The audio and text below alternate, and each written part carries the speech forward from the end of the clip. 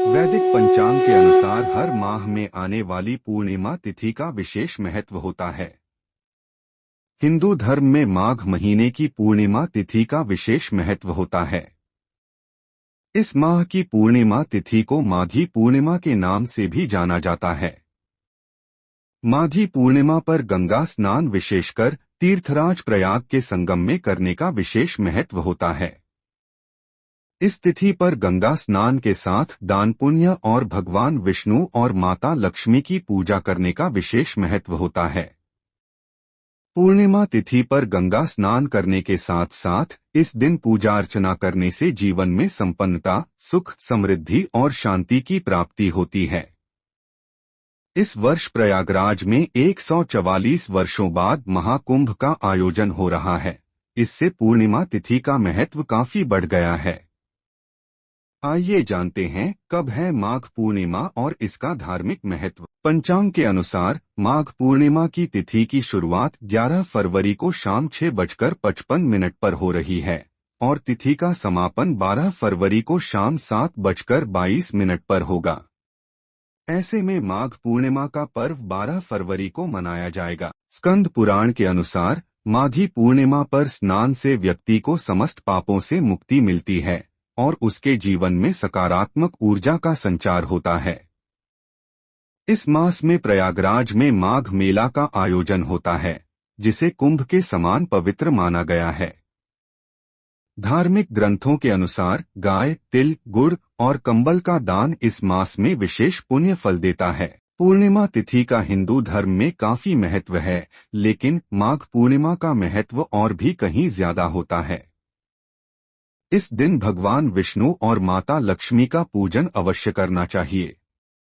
साथ ही पूर्णिमा की तिथि पर व्रत कथा का पाठ करने से व्रत का फल दोगुना मिलता है। तो आइए हम भी पूर्णिमा व्रत कथा का पाठ करते हैं। द्वापर युग में एक समय की बात है कि यशोदा जी ने कृष्ण से कहा, हे कृष्ण, तुम सारे संसार के उत्पन्न करता, पोषण तथा उसके संहार करता हो। आज कोई ऐसा व्रत मुझसे कहो जिसके करने से मृत्युलोक में स्त्रियां को विधवा होने का भय न रहे तथा यह व्रत सभी मनुष्यों की मनोकामना पूर्ण करने वाला हो। श्री कृष्ण कहने लगे, हे माता, तुमने अति सुंदर प्रश्न किया है। मैं तुमसे ऐसे ही व्रत को सविस्तार कहता हूँ।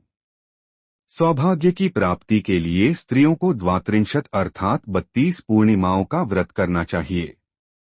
इस व्रत को करने से स्त्रियों को सौभाग्य संपत्ति मिलती है।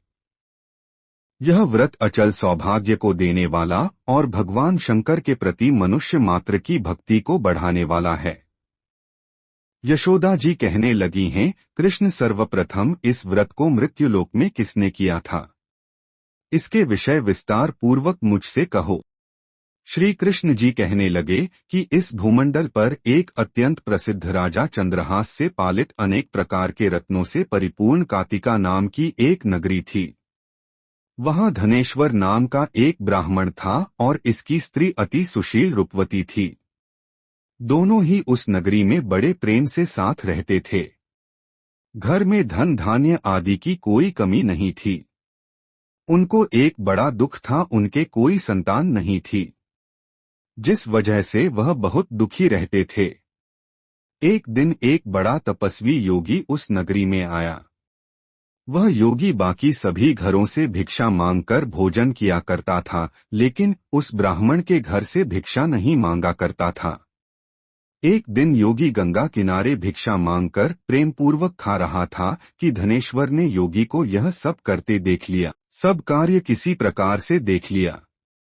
अपनी भिक्षा अनादर से दुखी होकर धनेश्वर योगी से बोले, और सभी घरों से भिक्षा लेते हैं परंतु मेरे घर की भिक्षा कभी भी नहीं लेते, इसका कारण क्या है? योगी कहने लगा कि आपके धर्म हमें इस बात की आज्ञा नहीं देता है, क्योंकि अभी आप गृहस्थ जीवन में एक सुख से वंचित हैं। आपके घर संतान होने पर मैं आपके घर से भी भिक्षा स्वीकार कर लूंगा। उन्होंने कहा कि जिसे संतान नहीं है उसके घर से भिक्षा लेने से मेरे भी पतित हो जाने का भय है। धनेश्वर यह सब बात सुनकर बहुत दुखी हुआ और हाथ जोड़कर योगी के पैरों पर गिर पड़ा तथा दुखी मन से कहने लगा कि आप मुझे संतान प्राप्ति के उपाय बताएं। आप सर्वज्ञ हैं, मुझ पर अवश्य ही यह कृपा कीजिए। धन की मेरे घर में कोई कमी नहीं है, लेकिन मैं संतान न होने के कारण अत्यंत दुखी हूँ। आप मेरे इस दुख का हरण कीजिए। यह सुनकर योगी कहने लगे, तुम चंडी की आराधना करो। घर पहुंचकर उन्होंने यह सारी बात अपनी पत्नी को बताई और खुद वन में चला गया। वन में पहुंचकर उसने चंडी की आराधना की और उपवास किया। चंडी ने 16 दिन उसको सपने में दर्शन दिए और कहा कि हे धनेश्वर, जा तेरे पुत्र होगा, लेकिन उसकी आयु सिर्फ 16 वर्ष होगी। 16 वर्ष की आयु में ही उसकी मृत्यु हो जाएगी। अगर तुम दोनों स्त्री और पुरुष 32 पूर्णिमाओं को व्रत करोगे तो यह दीर्घायु हो जाएगा। जितनी तुम्हारा सामर्थ हो उतने आटे के दिए जलाकर शिवजी का पूजन करना, लेकिन पूर्णमासी 32 ही होनी चाहिए। सुबह होती ही तुम्हें इस स्थान के पास एक आम का पेड़ दिखाई देगा। उस पर चढ़कर एक फल तोड़कर अपने घर चले जाना। अपनी स्त्री का इस बारे में बताना। सुबह स्नान होने के बाद वह स्वच्छ होकर शंकर जी का ध्यान करके उस फल को खा ले। तब शंकर भगवान की कृपा से उसको गर्भ हो जाएगा। जब ब्राह्मण सुबह उठा तो उसे उस स्थान पर आम का पेड़ दिखाई दिया और वह उससे फल तोड़ने के चढ़ा, लेकिन वह पेड़ पर चढ़ नहीं पा रहा था। यह देखकर उसे बड़ी चिंता हुई। उसने भगवान गणेश की उपासना की और कहा, हे दयानिधे, अपने भक्तों के विघ्नों का नाश करके उनके मंगल कार्य को करने वाले, दुष्ट का नाश करने वाले, रिद्धि सिद्धि देने वाले, आप मुझे इतना बल दें कि मैं अपनी मनोकामना पूरी कर सकूं। इसके बाद वह पेड़ से फल तोड़कर अपनी पत्नी के पास पहुंचा। उसकी पत्नी ने अपने पति के कहे अनुसार इस फल को खा लिया और से उसे बहुत सुंदर पुत्र पैदा हुआ। उसका नाम उन्होंने देवीदास रखा। माता पिता के हर्ष और शोक के साथ वह बाल बढ़ने लगा। भगवान की कृपा से बालक बहुत ही सुंदर था, सुशील और पढ़ाई लिखाई में भी बहुत ही निपुण था।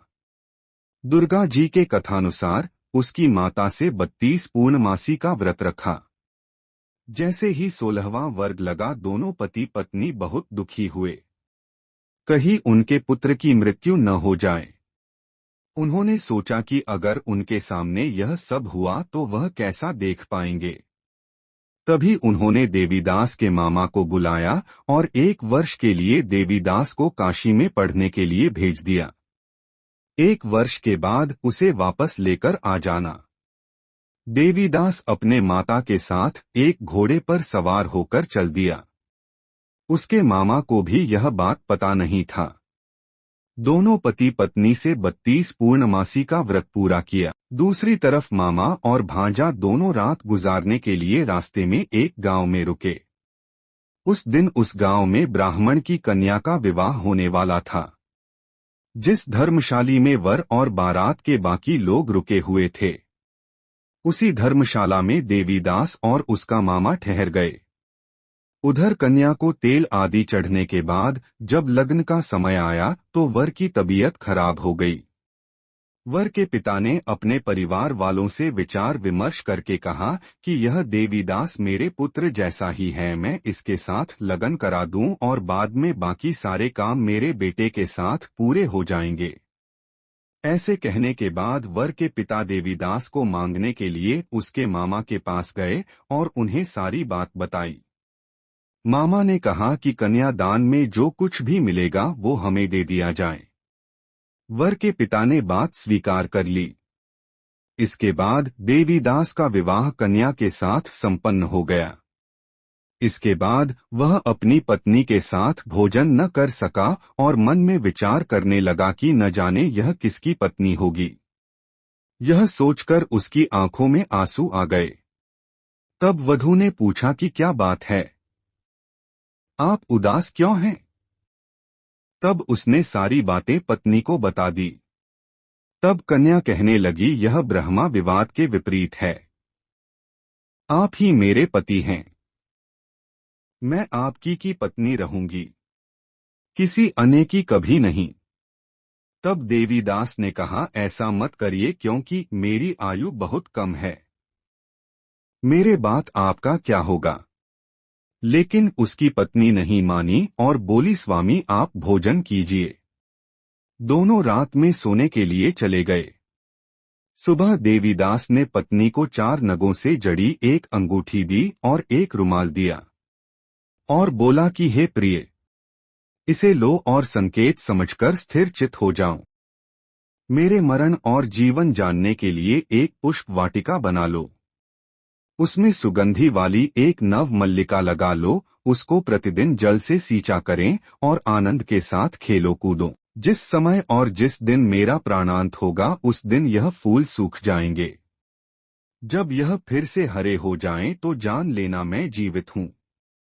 यह समझाकर वह वहां से चला गया। इसके बाद जब वर और बाकी बाराती मंडप में आए तो कन्या ने उसे देखकर कहा कि ये मेरा पति नहीं है। मेरे पति वह है जिनके साथ रात में विवाद हुआ है। इसके साथ मेरा विवाह नहीं हुआ है। अगर यह वही है तो यह बताएं कि मैंने इसके क्या दिया है, साथ ही कन्यादान के समय को आभूषण मिले उन्हें दिखाएं। कन्या की ये सारी बातें सुनकर वह कहने लगा कि मैं यह सब नहीं जानता।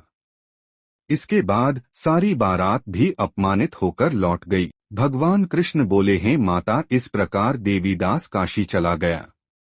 कुछ समय जब बीत गया तो एक सर्प उसको डसने के लिए वहां आया, लेकिन वह उसको काट नहीं पाया क्योंकि उसकी माता ने पहली ही 32 पूर्णिमा का व्रत कर लिए थे। इसके बाद खुद काल वहां पहुंचा। भगवान की कृपा से तभी वहां माता पार्वती और भगवान गणेश आ गए। देवीदास को मूर्छित दशा में देखकर माता पार्वती ने भगवान शिव से प्रार्थना की कि महाराज, इस बालक की माता ने पहले ही 32 पूर्णिमा के व्रत कर लिए हैं, आप इसको प्राण दे। भगवान शिव ने माता पार्वती के कहने पर उसे प्राण दान दे दिया। उधर उसकी पत्नी उसके काल की प्रतीक्षा कर रही थी। उसकी पत्नी ने जाकर देखा कि पुष्प और पत्र दोनों ही नहीं है तो उसको बहुत आश्चर्य हुआ, और जब उसने देखा कि पुष्पवाटिका फिर से हरी हो गई तो वह समझ गई कि उसका पति जिंदा हो गया है। इसके बाद वह बहुत ही प्रसन्न होकर अपने पिता से कहने लगी कि मेरे पति जीवित हैं, उनको ढूंढिए।